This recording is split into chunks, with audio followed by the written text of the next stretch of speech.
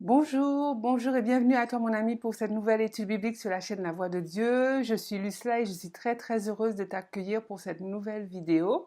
Alors aujourd'hui nous allons voir ensemble 5 clés pour voir les prophéties de Dieu se manifester dans ta vie. Donc si tu souhaites en savoir plus, reste connecté.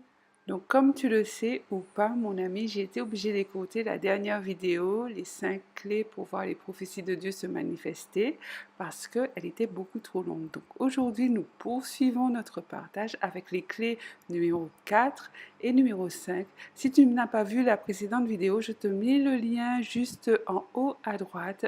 Tu n'as juste qu'à cliquer pour la regarder.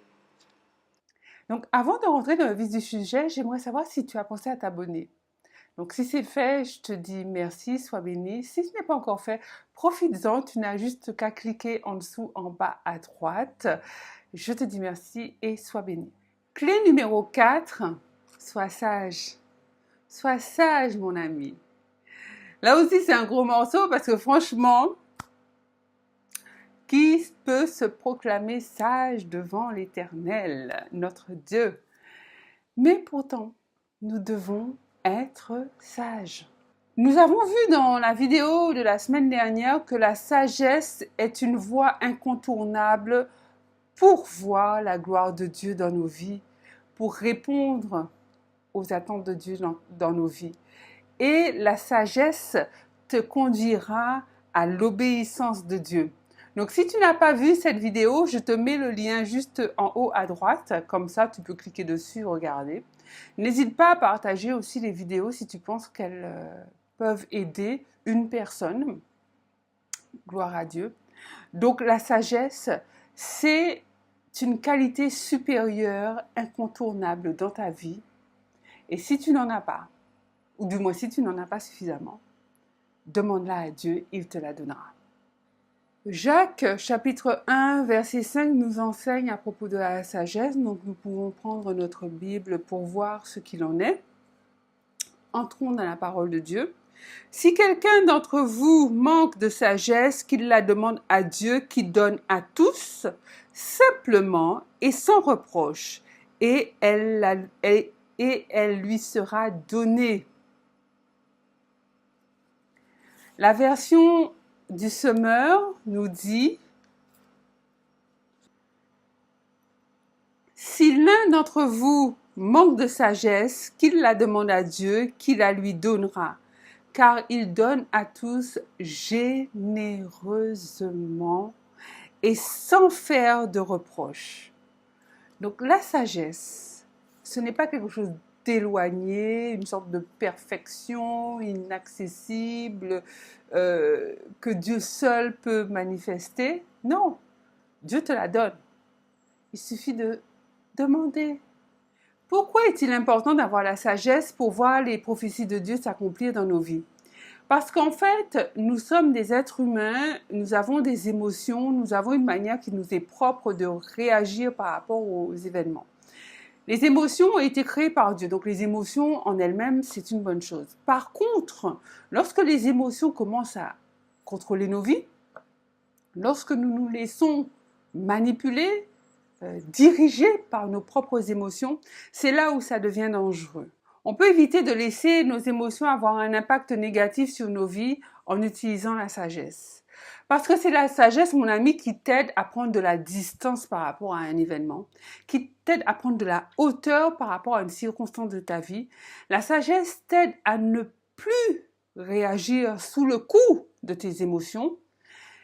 Elle t'aide à discerner les choses, à connaître les tenants et les aboutissants, comme on dit, de manière à ce que ta décision finale arrange les choses plutôt que de les aggraver. C'est ce que fait la sagesse. Donc, on en a besoin. En tant qu'enfant de Dieu, si on veut accomplir la volonté de Dieu dans nos vies, si on veut voir ses promesses s'accomplir dans nos vies, il faut qu'on soit sage. Combien d'amitiés, de couples, d'unions, de familles ont été brisées à cause de décisions, d'actes, de comportements impulsifs qui ont été générés sous le coup des émotions. Donc mon ami, si tu penses que tu manques de sagesse, demande-la à Dieu. Ne te laisse plus conduire par tes émotions, ne sois plus impulsif, demande à Dieu de t'aider à bannir tout cela de ta vie en remplaçant les émotions négatives, destructrices, les émotions d'impulsivité qui ont un impact mauvais dans ta vie, en remplaçant tout ça par la sagesse. Et il te la donnera parce qu'il donne à celui qui lui demande. Je t'assure que tu ne verras pas les prophéties de Dieu s'accomplir dans ta vie si tu es tout feu, tout flamme, si tu es ton tempérament est de feu, tu réagis, on te dit quelque chose, tu réponds, on te fait quelque chose, tu réagis. Enfin, je veux dire, tu entends quelque chose, tu dis, ah, moi, je vais aller lui dire 2 mots, ça va chauffer. Non, non, non. Dieu n'aime pas ça. En fait, regarde notre modèle, Jésus, regarde comment il répondait à la critique, comment il réagissait par rapport à l'adversité. Il était toujours calme, il était toujours serein. Jésus considérait qu'il n'avait rien à prouver aux hommes. Je dis, on t'insulte, ok, c'est pas agréable, on va pas se mentir, c'est pas agréable. Mais tu insultes en retour, pourquoi? Je veux dire, mais tu sais qui tu es, tu sais qui tu es. Tu vas dire quoi à la personne qui t'insulte? L'insulter serait te rabaisser? Tu peux pas. Tu es enfant de Dieu, tu es le fils du roi, des rois. Tu vas te rabaisser à insulter quelqu'un qui t'a insulté? Non. Donc tu vois, ça, c'est des principes de sagesse qui font que les promesses de Dieu dans ta vie vont s'accomplir beaucoup plus vite. Clé numéro 5. Reconnais les faibles commencements. J'adore. J'en ai déjà parlé rapidement. Enfin, c'est le pasteur Mohamed Sanogo qui en parle longuement, une série de prédications sur les prémices de Dieu, sur les faibles commencements, sur le contentement dans les petites choses. Toute une série de prédications. Je vais te mettre le lien en barre d'infos. Comme ça, tu pourras checker si tu veux regarder cette série de prédications diffusée sur la chaîne Vase d'honneur. C'est très, très, très édifiant parce que ça enseigne beaucoup. La plupart des chrétiens pensent en fait que la prophétie de Dieu va s'accomplir de manière « Wow! The miracle has come at last ». En fait, comme un événement extraordinaire, le miracle est enfin arrivé. Non, non. Oui, il y a des miracles. Il y a quelque chose qui fait, tu peux demander 1000 euros, 2000 euros, 5000 euros, 10 000 euros à Dieu et il te les donne. Comme ça, le miracle, the miracle. Oui, ça arrive. Dieu est vivant. Dieu est vivant. Donc, il fait toujours des miracles. Par contre, la plupart du temps, dans notre quotidien, il n'y a pas de miracles qui font que 10 000 euros vont arriver comme ça. Parce que tu les as demandés à Dieu, ça arrive. Mais ce n'est pas le lot quotidien. Dans le quotidien, Dieu agit par des prémices. Dieu t'annonce le miracle. D'ailleurs, si tu as le discernement, si tu as la sagesse, tu le verras parce que tu verras des faibles commencements dans ta vie. Et sache reconnaître, c'est pas tout le temps évident, hein, mais sache reconnaître les faibles commencements parce que c'est là où tu dois commencer à louer Dieu, à le remercier et considérer que ton miracle est arrivé dans ses faibles commencements, dans ses prémices. Luc 16, verset 10 nous dit « Celui qui est fidèle dans les moindres choses l'est aussi dans les grandes. Et celui qui est injuste dans les moindres choses l'est aussi dans les grandes. » Que nous dit la version du semeur?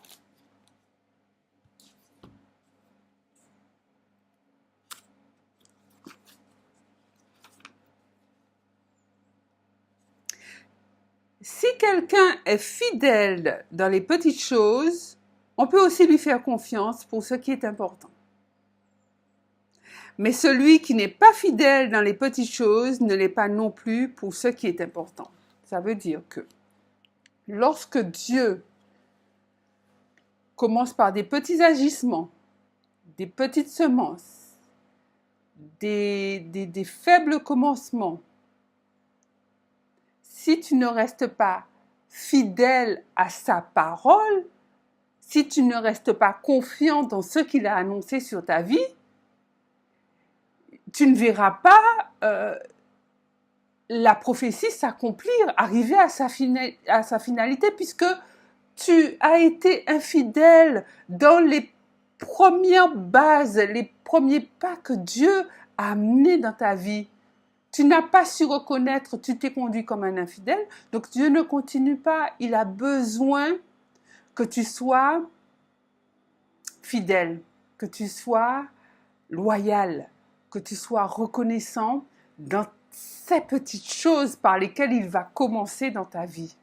Je dis souvent que courir pour le royaume de Dieu, combattre le bon combat pour Jésus, c'est une course de fond. Ce n'est pas un sprint. C'est vrai que nous sommes dans une société de consommation, un truc un peu fast-food, c'est l'ère du micro-ondes, tout le monde veut que ça aille vite, on veut l'exaucement 2 heures après. Mais enfin, Dieu n'est pas dans notre système de pensée, Dieu n'est pas dans le monde, Dieu ne réagit pas comme le monde, Dieu n'a pas les pensées du monde. Il ne va pas se plier à nos caprices, à nos envies et à notre 21e siècle. Il n'en a rien à faire. Enfin, il est Dieu. Il est Dieu depuis tout temps. Il est Dieu éternellement. Il n'a pas de commencement, il n'a pas de fin. Donc tu vois, le 21e siècle, pour Dieu, c'est comme le 22e siècle, quoi. C'est comme le 1er siècle, c'est comme le 10e siècle. Il ne change pas. Je veux dire, donc tu vois, c'est faut sortir de cette mentalité de dire moi j'ai besoin d'avoir ça tout de suite parce que sinon ça va pas, quoi. Je suis pas heureuse, je suis pas heureux. Non, allons au rythme de Dieu plutôt. C'est mieux. C'est mieux pour c'est mieux pour nous et ça convient mieux à Dieu. Et prenons le temps de cheminer avec Dieu plutôt que d'être c'est l'ex de moi c'est le mari, mon mari. Tant que je serai pas mariée, je serai pas heureuse. Tant que j'aurai pas un mari, je serai pas. Non mais attends, et ta période de célibat, tu fais quoi? Tu es là tous les jours à pleurer, à ressasser que tant que tu n'auras pas un mari, tu ne seras pas heureuse. Et le cheminement là que tu es en train de faire pendant ta période de célibat, il sert à quoi? Enfin, tu fais quoi à part pleurer? Moi, tant que j'aurai pas un travail, moi je serai pas heureux parce que c'est pas possible. Moi j'ai besoin de travailler, j'ai besoin d'argent, etc. Ok, mais pendant que tu travailles pas, qu'est-ce que tu fais pour Dieu? Qu'est-ce que tu fais à part passer ton temps à pleurer, à dire que la vie est injuste parce que tu ne travailles pas? Moi je veux une voiture, j'ai besoin d'une voiture, j'en ai marre de marcher, j'en ai marre de prendre le bus, il fait trop chaud, il fait trop froid. Moi tant que j'aurai pas une voiture, moi ça ira pas, je vois pas pourquoi Dieu me donne pas de voiture. Il voit bien que j'en ai besoin, il voit bien que je suis fatiguée, il voit bien que j'ai chaud sous le soleil, il voit bien que j'ai froid quand il neige ou quand il y a du verglas partout, je glisse sur les trottoirs, etc. Ok, mais pendant que tu marches, qu'est-ce que tu fais pour Dieu? Pendant que tu n'as pas de voiture, qu'est-ce que tu fais pour Dieu? À part pleurer tous les jours parce que tu as besoin d'une voiture vite, vite, vite, vite. En fait, le Seigneur n'est pas dans nos vite, vite, vite, vite. Le Seigneur, il est pas dans nos histoires de fast-food, de micro-ondes, de je veux tout de suite. Le Seigneur, c'est pas une start-up. Le Seigneur, c'est pas un magicien. Moi, je sais pas. Il y a des gens qui considèrent vraiment que Dieu, c'est un magicien. Moi, enfin, je sais quoi, c'est quoi le problème?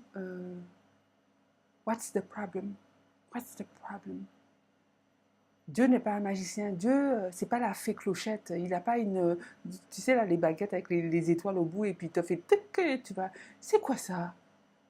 Mais on a une vie avec Dieu. On a une vie avec Dieu. On a une vie avec Dieu. Dieu habite en nous. On se conforme aux voies de Dieu. On ne se conforme pas à nos propres voies. Moi, je te prends un exemple que personne ne voudrait vivre. Moi, la première. Hein. La première. C'est la promesse que Dieu a faite à Abraham. Il a dit à Abraham, tu seras père d'une grande nation. Tu peux lire l'histoire dans Genèse. Si tu veux, c'est une histoire qui est très, très édifiante. Il a dit à Abraham, si tu peux compter les étoiles qui sont dans le ciel, eh bien, ta descendance sera du même nombre. Si tu peux compter les grains de sable, ta descendance sera comme tous les grains de sable de la mer.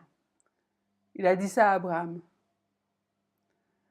Sachant que la femme d'Abraham, Sarah, était ménopausée, mais on va dire post-ménopausée depuis des années et des années. Alors, mon ami, est-ce que tu imagines la tête d'Abraham? Enfin, Abraham, c'était un homme, hein, c'était pas, il n'était pas au-dessus des hommes, c'était un homme comme toi, comme moi. On te dit que tu seras père d'une grande nation, tes descendants seront innombrables, tu ne pourras pas les compter. Tu vois que toi, tu approches déjà des 80 ans. Ta femme, même Sarah, ça fait belle lurette qu'elle n'a plus ses menstrues. Tu dis, Seigneur, ok, bon, d'accord. Alors tu vois que là, pour garder la foi, faut connaître Dieu. Faut connaître Dieu et il faut savoir que Dieu ne ment jamais. Parce que, et tu vois, c'est ce qu'on disait tout à l'heure, voir au-delà de ce que les yeux physiques voient. Parce que si Abraham était resté, et d'ailleurs il est resté pendant un temps, parce que, comme je te dis, c'était un homme comme tout le monde, il a vu ce que ses yeux physiques voyaient, que lui-même il avait un âge canonique, que sa femme même pouvait plus avoir d'enfants, c'est pas possible.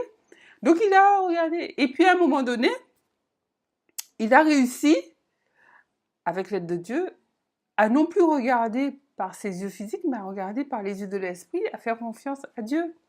Donc pour que la prophétie de Dieu s'annonce dans la vie d'Abraham, il a dû passer par les 5 clés, les 5 étapes que nous voyons ensemble. Il a dû chérir la prophétie sur son cœur, il a dû la garder, il a dû